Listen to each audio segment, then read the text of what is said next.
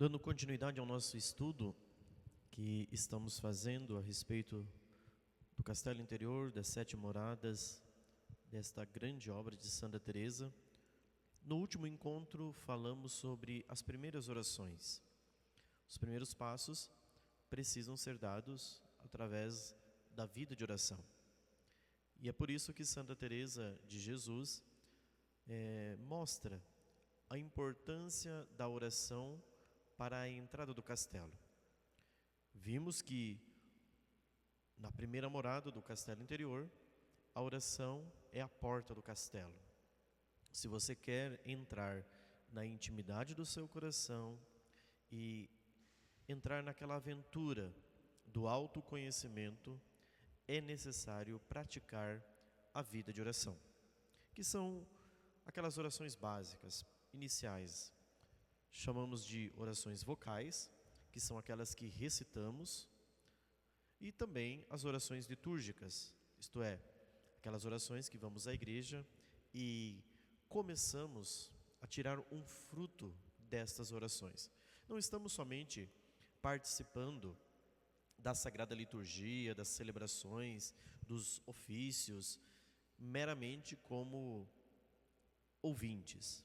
Nós começamos a ouvir silenciosamente a voz de Deus que vai penetrando no íntimo do nosso coração. E Deus vai falando conosco através da sua palavra, através dos meios ordinários dos quais Deus se utiliza. Nós queremos agora iniciar a passagem da primeira para a segunda morada. Já fizemos vários encontros e em todos esses encontros nós procuramos enfatizar diversos elementos que estão presentes nesta primeira morada. Então, para que a gente possa passar para a segunda morada, fazer esta passagem, e veja, eu quero deixar claro, evidentemente, que passar de uma morada para outra não é assim um processo instantâneo. Olha, hoje, às 18h30, eu fiz a passagem da primeira para a segunda morada. Não se trata disso, né? As coisas na vida espiritual, elas não são assim tão fáceis de ser observadas e analisadas. É preciso uma delicadeza de alma muito grande. É certo que você sabe o momento da passagem das moradas que falam da vida ascética, que são as 3 primeiras moradas, para a vida mística. Ou seja, quando você adentra a 4ª morada, você tem uma leveza, uma percepção sobre a luz do Espírito Santo muito maior. Mas aqui as coisas não são assim bem definidas. Então é importante deixar isso claro, para a gente não ficar, será que eu estou na primeira? Será que eu estou na segunda? Nós vamos observando alguns elementos que vão nos ajudando a ter maior clareza a respeito desse assunto. Então, entrar no castelo, nós estamos tomando aqui a obra de Santa Teresa, né? É dar esse primeiro passo de tudo isso que nós falamos já anteriormente. Então, tudo isso que nós detalhamos nos últimos encontros tiveram como finalidade justamente ajudar que cada um possa estabelecer a sua presença nesta morada. Que você crie ali na primeira morada e possa se unir a Deus. E o primeiro passo para esta passagem da primeira para a segunda morada é justamente saber que aquelas feras, como Santa Teresa diz, os bichos, eles querem entrar na segunda morada conosco. Então nós vamos precisar começar a romper com isso, né? Porque as feras, os bichos, isto é, lembra que Santa Teresa usa dessa linguagem para falar das feras, dos bichos, que são as paixões da alma. As paixões que estão todas desordenadas. E você precisa colocar ordens em todas essas paixões. Só que para isso você precisa crescer, em primeiro lugar, na vida de oração, em segundo lugar, na virtude. Porque é justamente a prática da virtude que vai lhe ajudar a crescer e a entrar numa maior intimidade com Deus para adquirir esta passagem. Então, eu gostaria que esse encontro de passagem de moradas, podemos dizer assim, que esse encontro é a passagem da primeira para a segunda morada, que nós pudéssemos fazer um pequeno exame de consciência. Eu gostaria que você, que está acompanhando esta grande jornada, esta série de vídeos sobre o castelo interior, que, como é o título deste mini curso, né, sobre Santa Teresa, que é um caminho de santidade proposto por essa santa, que você fizesse uma análise da sua vida, porque esta análise vai possibilitar, ou seja, o autoconhecimento, o exame de consciência, a você começar a compreender o que você precisa ainda renunciar. Numa das aulas nós falamos anteriormente sobre esta renúncia de si mesmo, o quanto nós precisamos negar a nós mesmos, né? Jesus diz isso claramente no Evangelho: se alguém quer me seguir, renuncie a si mesmo, tome a sua cruz e siga-me. Então, este processo de renúncia para seguir Cristo exige de nós uma negação do eu. E a parte mais difícil do crescimento da vida sobrenatural é justamente esta: é a negação de si mesmo. Por quê?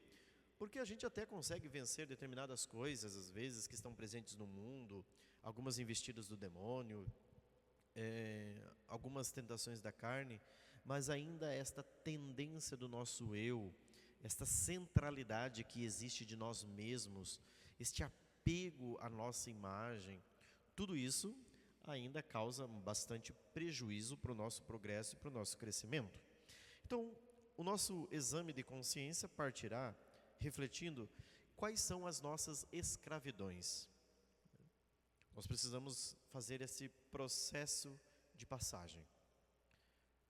Lembre-se que antes de entrar no castelo, você não tinha uma percepção muito clara sobre a vida interior. Quando você adentrou o castelo, ou seja, você está nessas primeiras moradas, ou seja, você começa a perceber que você tem uma vida interior. E isso daqui já é uma novidade. Que você perceba que você tem vida interior já é uma coisa fundamental para que você possa continuar evoluindo.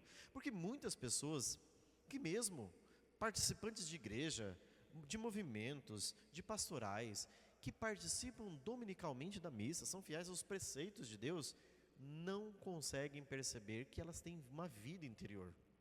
Elas fazem as coisas de maneira habitual. Ou seja, porque elas receberam talvez por herança familiar de seus pais, que deveriam ir sempre à missa, que deveriam recitar o Santo Terço, e elas fazem isto com frequência, de maneira até muito piedosa. Mas elas não percebem que tem uma vida interior. Elas não percebem que tem uma luz sobrenatural, a luz do Espírito Santo dentro da alma, que está convidando aquela pessoa a amar mais Deus, que está sendo um convite constante a um maior recolhimento para a sua vida espiritual. Então, nessas primeiras moradas, a pessoa começa a perceber que ela tem condições de fazer um maior recolhimento. Quando ela vai rezar, ela quer se recolher. Ela não chega agitada, movida por tantas emoções que dominam o seu ser. Mas agora, quando ela começa a ter vida de oração, ela quer buscar maior recolhimento, intimidade com Deus. Então, gostaria de pensar, junto com vocês, quais são as nossas escravidões. Às vezes nós precisamos examinar como nós estamos fazendo o uso de algumas coisas que a gente nem percebe, mas já se tornou um hábito, e um hábito que não é uma virtude, é uma escravidão, né? O uso que nós fazemos do nosso celular, o uso que nós fazemos da nossa TV, qual é a relação que nós temos até mesmo com o nosso colchão, a nossa relação com a comida, aquilo que nós ingerimos, nossa alimentação, como é a nossa relação com os afetos, como é a nossa relação com os medos, como é a nossa relação com a sexualidade. Tudo isso precisa ser muito bem claro, porque às vezes isso ainda nos faz muito refém. Isso ainda escraviza muito a nossa vida. E nós precisamos dar esse passo para a segunda morada. Então veja que Santa Teresa está dizendo, para você adentrar na segunda morada, você precisa fazer uma ruptura com essas feras do nosso interior, com esses bichos, porque senão esses bichos vão entrar na segunda morada. E nós não podemos possibilitar que eles adentrem a segunda morada, porque ou vai chegar um momento na nossa história que nós vamos chegar numa encruzilhada que nós vamos ter que fazer opção entre estas feras, estas paixões, ou Deus. Nós vamos ter que fazer a opção séria, verdadeira, de uma escolha, onde você terá que escolher entre Deus e o seu eu. E para que possamos fazer uma escolha clara, determinada e firme, será necessário, claramente, que você esteja firmado na virtude. Porque a virtude é o instrumento que fará você dar este passo. Então, essas primeiras experiências na vida espiritual, que nós estamos falando aqui, sobretudo em relação à passagem da primeira para a segunda morada, é preciso ter claro que ainda nesta passagem as coisas não estão muito claras, ou seja, nós não conseguimos ver o sol, que é Jesus, lá no centro da nossa alma. Não há isso ainda. Nós sabemos que o destino da nossa santidade é Cristo. É para Ele que estamos caminhando. Ele é o nosso destino, Ele é o nosso porto seguro. Mas ainda nós não vemos o sol, porque em nós mesmos ainda continua brilhando muito dos aspectos mundanos, muito das desordens da nossa paixão e da nossa miséria, a miséria da nossa alma. Então ainda nós estamos presos nesse lado negativo de nós mesmos. E infelizmente, muitas pessoas neste momento, neste estágio da vida espiritual, acabam deprimindo, acabam ficando tristes. Por quê? Porque se deparam justamente com a sua miséria humana, a sua fragilidade. O conhecimento de nós mesmos nos dá a oportunidade de ver a nossa maior miséria. Antigamente, nós fazíamos confissões, íamos até o confessionário para acusar os nossos pecados ao sacerdote, e a nossa confissão era muito mais uma descarga de consciência, ou seja, para aliviar minha consciência e para simplesmente chegar lá no sacerdote, cumprir minha obrigação, né? A igreja prevê que eu confesse uma vez por ano, então eu fui lá, cumpri minha obrigação, não tenho grandes mazelas, não cometo o grande pecado que os grandes pecadores cometem, e eu volto para casa de boa, com a alma em paz.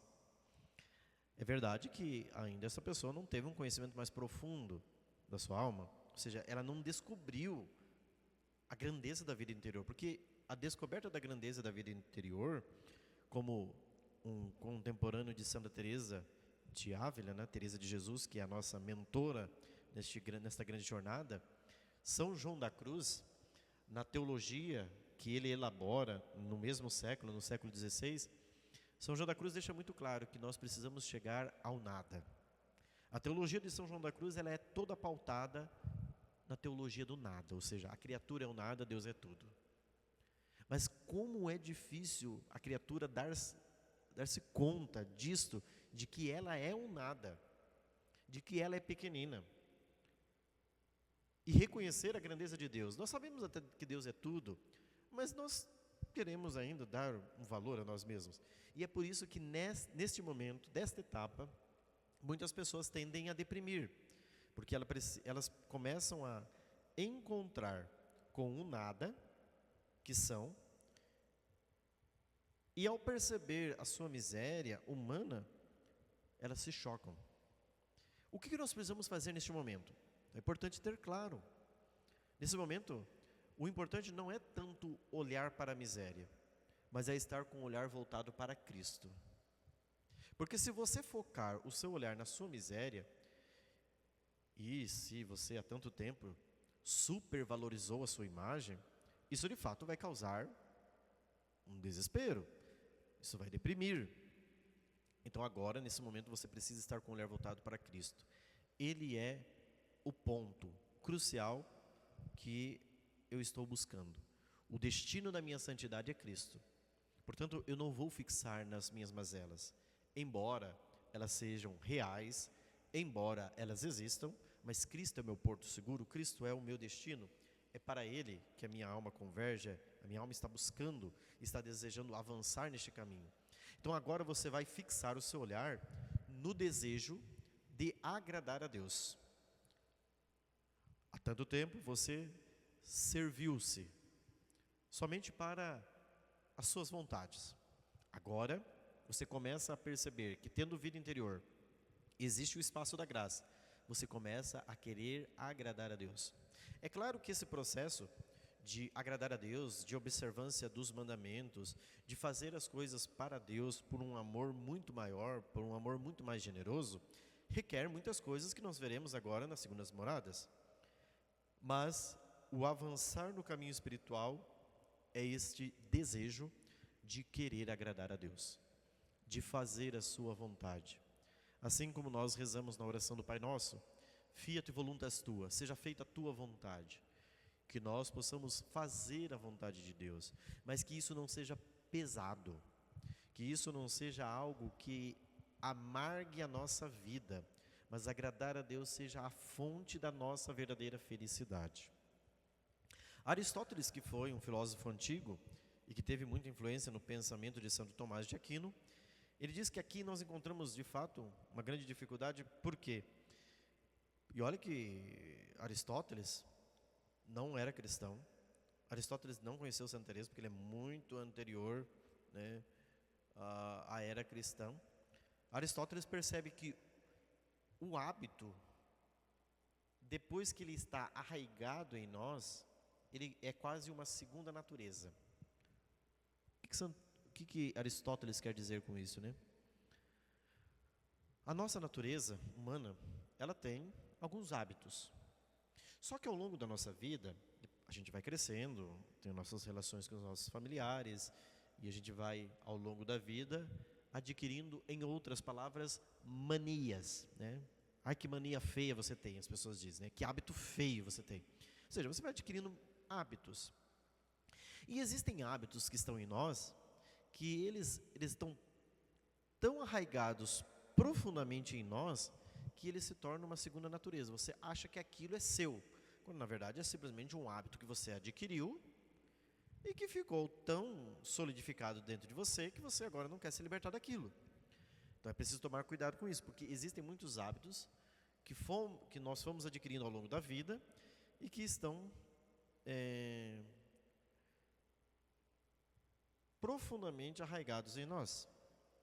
E aí, quando nós precisamos fazer um esforço tremendo para mudar isso, nós encontramos uma certa dificuldade. Por quê? Porque são muitos anos em que você realizou aquele hábito. E agora você precisa fazer uma ruptura radical. E parece que fazer outra coisa de outro jeito é muito difícil, né? Mesmo que você esteja com santos propósitos de querer fazer o bem. É aquilo que São Paulo diz na carta, uma das suas cartas: eu não faço o bem que quero, mas o mal que não quero. Eu quero fazer o bem. Eu quero mudar a minha vida, eu quero mudar esse hábito feio, eu quero mudar essa atitude. Mas você encontra muita dificuldade para conseguir mudar isto. Então, isso não pode nos deprimir. Isso não pode deixar você fechado. Pelo contrário, você precisa, a partir desse momento, fixar o seu olhar em Cristo. É para Cristo que eu estou indo, é nele que eu coloquei a minha esperança, é nele que eu coloquei a minha certeza, e a minha direção é Cristo. Então eu vou lutar energicamente para não retroceder no castelo. Eu não quero voltar, eu quero seguir adiante. Para que você consiga isso, você vai precisar de uma luta enérgica.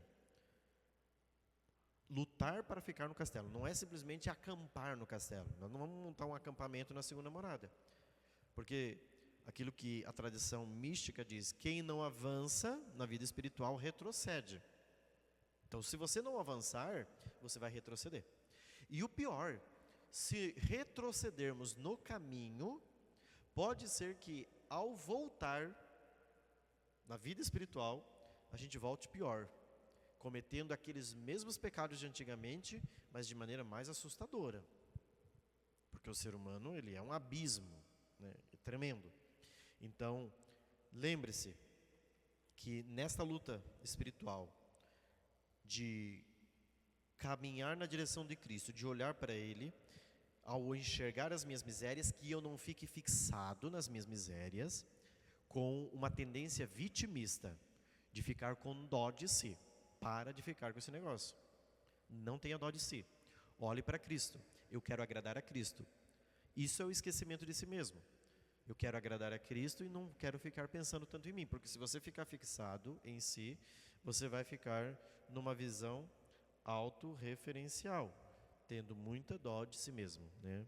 Tendo muita compaixão de si mesmo. Então vamos aproveitar este itinerário e vamos tentar avançar para as segundas moradas. Para passar para as segundas moradas, nós comentaremos no próximo encontro, então não perca e continuemos compartilhando, convidando outras pessoas para começar essa jornada. Se uma pessoa te procurar desejando o caminho da santidade, ofereça, fale, olha, vai lá. Lá tem um itinerário com uma grande santa doutora e mestra que nos ajuda a seguir nesse caminho rumo à busca da perfeição e da santidade. Continue nos acompanhando e divulgando nossos vídeos. Deus abençoe você. Santa Teresa de Jesus, rogai por nós.